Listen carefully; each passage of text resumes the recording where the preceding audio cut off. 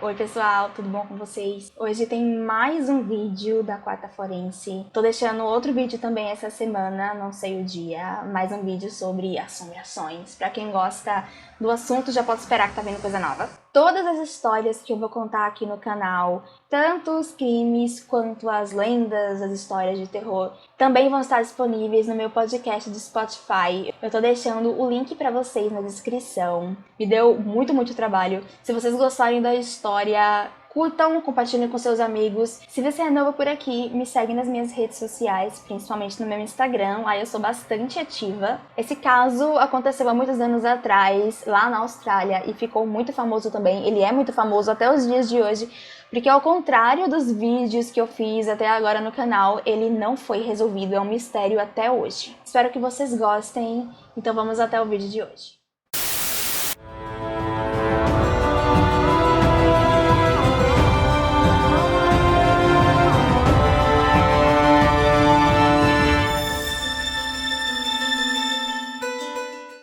No dia 1º de dezembro de 1948, às 6h30 da manhã, a polícia foi chamada após o corpo de um homem ter sido descoberto na praia Somerton, no sul da Austrália. Ele foi encontrado deitado na areia, com a cabeça apoiada no paredão, as pernas estendidas e os pés cruzados. Pela posição, parecia que ele havia morrido enquanto dormia. Na gola do casaco havia um cigarro apagado. Nos bolsos foram encontrados uma passagem de trem de segunda classe não utilizada, uma passagem de ônibus da cidade que não podia se provar se foi utilizada ou não, um pente de alumínio, uma caixa de fósforos de um hotel e um pacote meio vazio de chiclete. Foi encontrado também uma caixa de cigarros com 7 cigarros dentro, mas a marca da caixa não era a mesma da dos cigarros. Testemunhas disseram que na noite anterior elas tinham visto um indivíduo muito parecido com a vítima, deitado de costas na mesma posição e local onde o corpo foi encontrado. Um casal que ouviu por volta das 7 horas da noite notou que ele estendeu o braço direito num determinado momento e depois o soltou.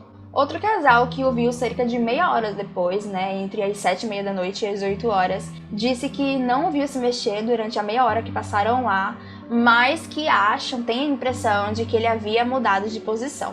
Embora eles comentassem entre si que era estranho que ele não tivesse reagido aos mosquitos, eles acharam mais provável que ele tivesse bebido, que tivesse bêbado ou dormindo, e portanto não investigaram mais. Segundo o patologista do caso, o homem era de aparência britânica e parecia ter entre 40 e 45 anos. Ele tinha um físico muito bom para a idade dele, cerca de 1,80 m de altura, olhos cinzentos, cabelos claros, ombros largos e cintura estreita. As mãos não mostravam sinais de trabalho manual e os pés tinham um formato peculiar, como os de um dançarino ou alguém que usava botas com bico fino. A panturrilha também era bem pronunciada, consistente com pessoas que usam muito botas ou sapatos com salto alto ou dançavam balé. Todas as etiquetas de suas roupas foram removidas e ele não usava chapéu ou carteira, o que era uma coisa muito incomum para um homem naquela época. Como ele estava bem cuidado, não tinha nenhum ferimento aparente externo, a polícia cogitou que tivesse sido apenas suicídio e não deram tanta importância à história. Foi realizada então uma autópsia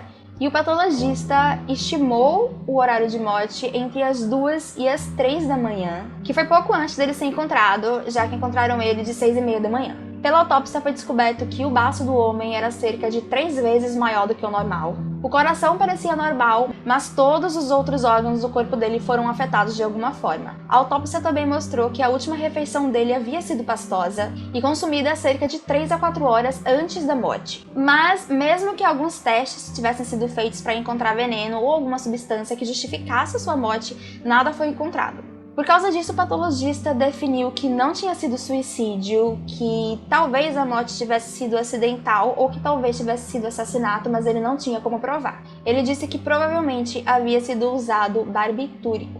Hoje em dia, esse tipo de medicamento ele é usado com muito controle, porque qualquer dose um pouco acima do normal pode causar intoxicação e morte. Mas naquela época era muito fácil de se encontrar, muitas pessoas usavam esse medicamento porque ele era utilizado como sedativo e também como anticonvulsivo. Também ele era muito usado para pessoas cometerem suicídio e assassinatos. Um exemplo de barbitúrico muito conhecido é o fenobarbital, que nos dias de hoje ele é conhecido como Gardenal. E durante o nazismo, esse remédio ele era utilizado pelos alemães, pelos médicos alemães, para matar crianças que nasciam com problemas de saúde, com alguma deficiência, por conta daquela história dos nazistas, né, de eugenia, que a raça tinha que ser perfeita. Em 14 de janeiro de 1949, mais de um mês depois da morte, os funcionários da estação ferroviária descobriram uma mala marrom com a etiqueta removida, que havia sido despachada no vestiário da estação depois das 11 da manhã de 30 de novembro de 1941,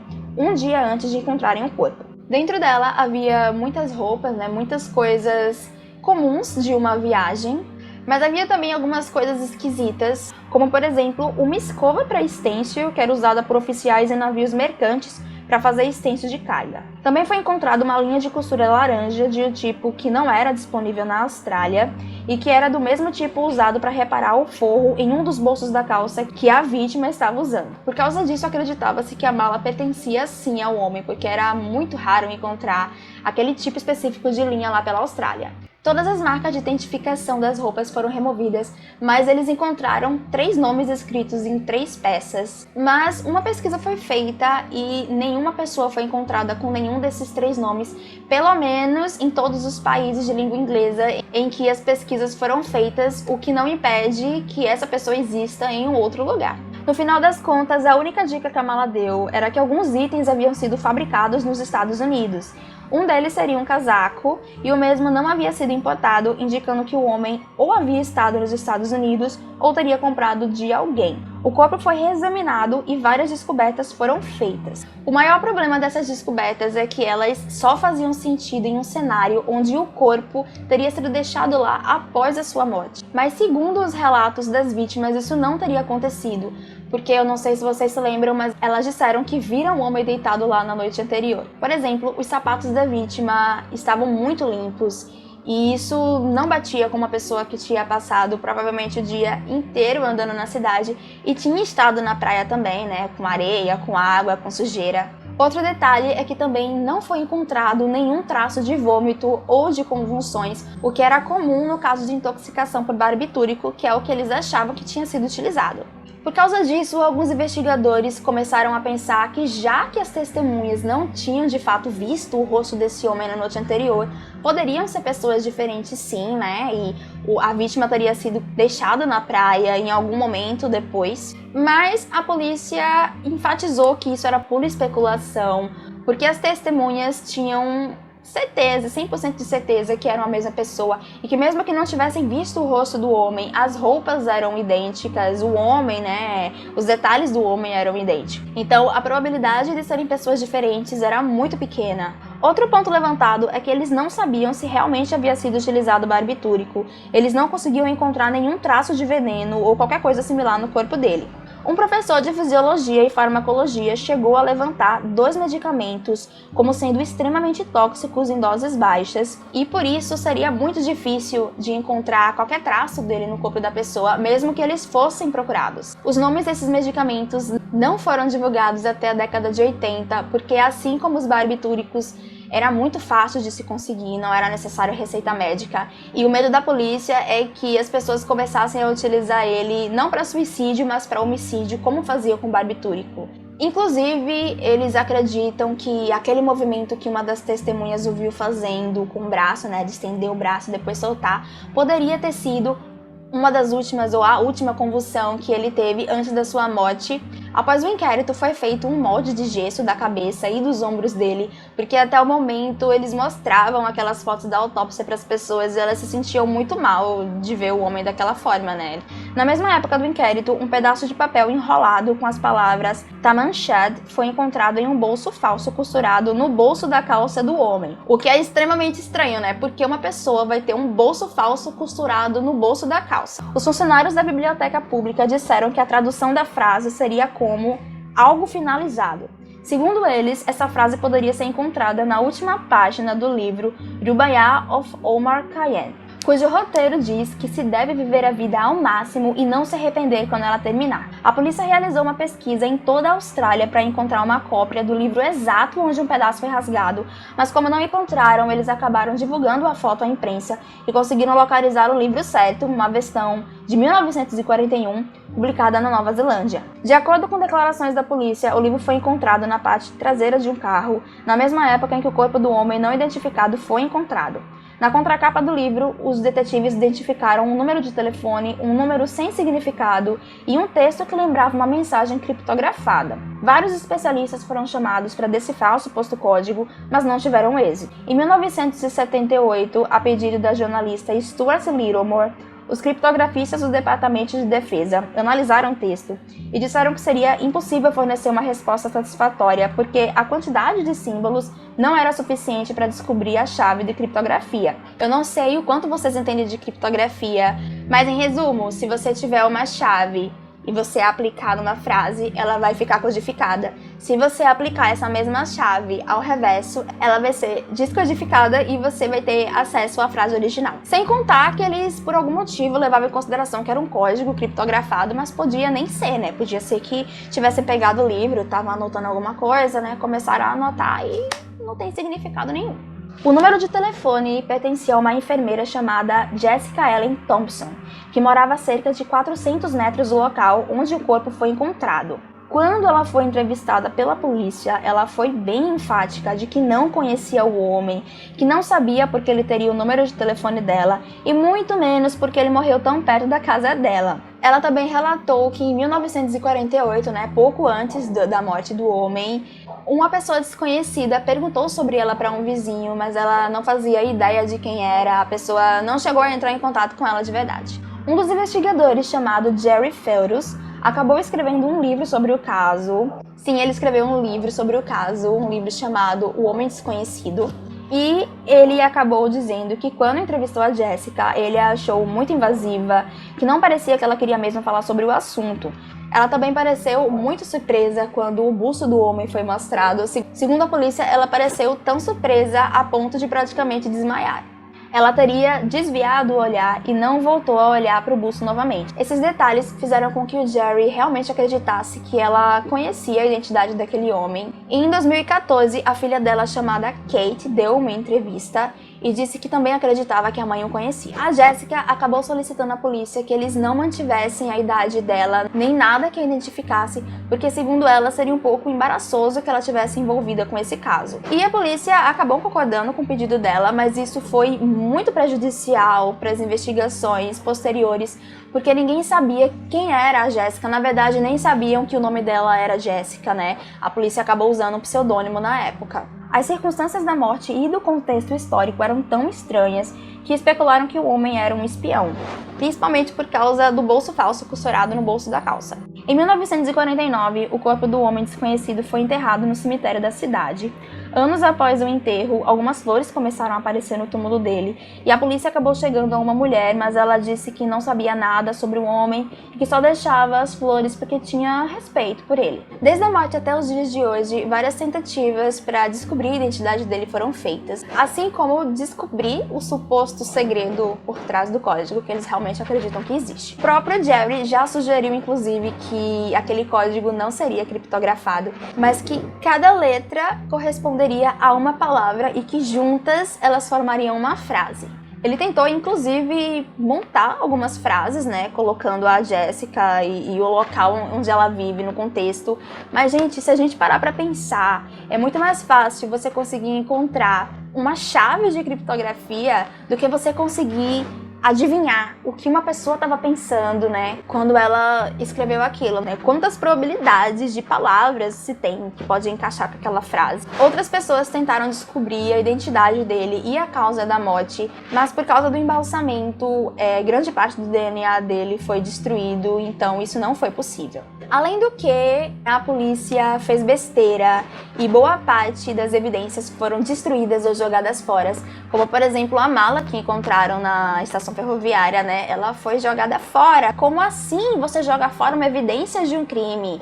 Isso não faz o menor sentido, Mais de 250 identidades foram propostas ao longo dos anos, mas duas em especial geraram mais expectativa. Em 1949, várias pessoas o reconheceram como um homem chamado Robert Walsh, que seria um ex-cotador de madeira. Ele saiu da cidade para comprar algumas ovelhas e teria prometido que voltaria no Natal, mas ele não voltou. Mesmo que a polícia achasse que o Robert era velho demais, né, pra ter entre 40 e 45 anos, que era a idade estimada, o corpo da vítima era consistente com o corpo de uma pessoa que tinha que cortar madeira, né, você precisava de força, mas um tempo depois, uma das testemunhas acabou retirando a sua declaração de identificação, depois de perceber que a vítima não possuía uma determinada cicatriz que o Robert Walsh possuía.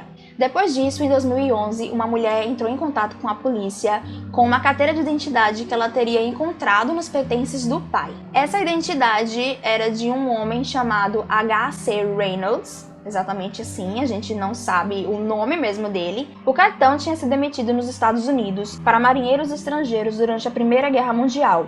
Foi entregue à polícia em outubro para comparação da fotografia de identidade com a da vítima. Os dois tinham uma característica muito similar na bochecha, e então eles acabaram não descartando o caso.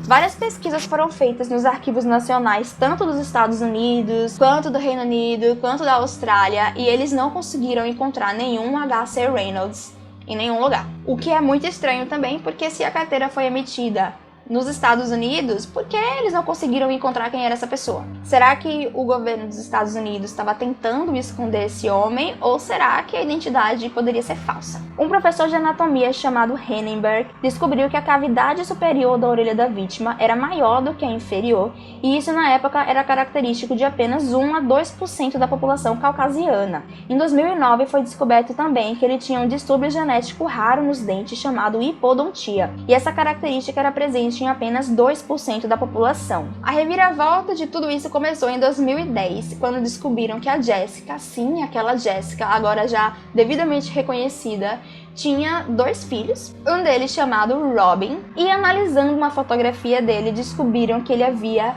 não uma, mas as 2 anomalias. A chance de que isso fosse apenas uma coincidência era de 1 entre 10 mil e 1 entre 20 mil, respectivamente. Por causa da probabilidade e do fato da Jessica estar, sim, diretamente envolvida no caso, o pesquisador Abbott começou a pensar que talvez o Robin fosse filho do homem desconhecido, porque na época da morte, o Robin tinha pouco mais de 1 ano. A Jessica chegou a dizer que naquela época ela tinha se casado, mas segundo pesquisas isso não era verdade, porque o futuro marido da Jessica, né, que tinha registrado o Robin, ele ainda estava casado com a sua ex-esposa na época em que Robin nasceu. Em 2017, o Abbott anunciou que encontraram 3 fios de cabelos presos e conservados no molde de gesso, mas apenas em 2018 eles conseguiram extrair DNA mitocondrial e daí seria possível fazer a comparação da família do lado materno. A diferença entre o DNA comum, que a gente geralmente encontra, e do DNA mitocondrial é que o DNA mitocondrial ele é encontrado dentro das células, ele é um DNA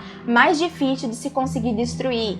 Então você consegue encontrar em ossos carbonizados, né, nos fios de cabelo. Mas o lado negativo é que esse DNA ele tem genética apenas do lado materno. Então você só pode fazer a comparação com a mãe ou a família materna. A família paterna é impossível. O teste de DNA resolveria tudo isso, mas infelizmente o Robin faleceu em 2009, a Jessica faleceu também em 2007. Então eles conseguiram entrar em contato com a filha do Robin, que ofereceu seu DNA sim para fazer todos os testes. Por algum motivo que eu não consegui entender, eles entraram com um pedido de exumação do corpo do Robin. Eu não sei se o DNA da filha dele não ia ajudar, mas o pedido foi negado pelas autoridades, porque segundo eles era necessário haver razões de interesse público e não apenas curiosidade para que a exumação fosse feita. Eu não sei qual outro motivo de interesse público eles querem, porque um homem foi supostamente assassinado, ninguém sabe quem ele é. Em 2013, a Kate, né, a filha da Jessica, deu uma entrevista para um programa de televisão e falou muitas coisas da mãe, inclusive que ela acreditava que a mãe e o homem desconhecido eram sim espiões, porque a mãe dela era muito interessada em comunismo e também sabia falar russo, mas ela sempre fugia do assunto quando as pessoas perguntavam como ela tinha aprendido e para quê. Agora, em 2019, eles tentaram uma nova solicitação para exumar o Robin e aparentemente a solicitação foi aceita, mas eu não consegui encontrar qualquer notícia nova sobre quando essa exumação vai ser feita, como ela vai ser feita. Com essa exumação, finalmente eles vão poder saber se o homem desconhecido é pai mesmo do Robin e talvez eles consigam montar uma árvore genealógica e descobrir Quem é esse homem misterioso? Vocês acham que ele é um espião? Eu acho um pouco estranha toda essa história, né? A forma como ele morreu, não encontrarem nenhuma identidade. A Jéssica, com certeza a Jéssica conhece ele. Esse também pra mim foi outro erro da polícia, porque era óbvio que ela conhecia esse homem e a polícia só deixou ela embora, não investigou, não fez nada extra, só acreditaram no que ela falou. Eu achei um absurdo do começo até o fim. Eu acho que ou a polícia realmente tá escondendo alguma coisa, ou foi tudo muito mal feito mesmo, eles não estavam com vontade de descobrir nada e talvez as coisas pudessem ter sido resolvidas há muito tempo, né, se a polícia tivesse realmente feito um trabalho mais decente. Já conheciam essa história? Ela é antiga, eu já encontrei ela em outros canais, mas essa atualização agora é novinha. Eu espero que vocês tenham gostado. Deixem a opinião de vocês nos comentários, se vocês tiverem alguma história para indicar, deixem nos comentários também. Mais uma vez, curtam, essa história me deu muito trabalho, então me ajudem com a divulgação, compartilhem com seus amigos, me sigam nas minhas redes sociais. Mais uma vez, espero que vocês tenham gostado e até o próximo vídeo do canal. Tchau, tchau!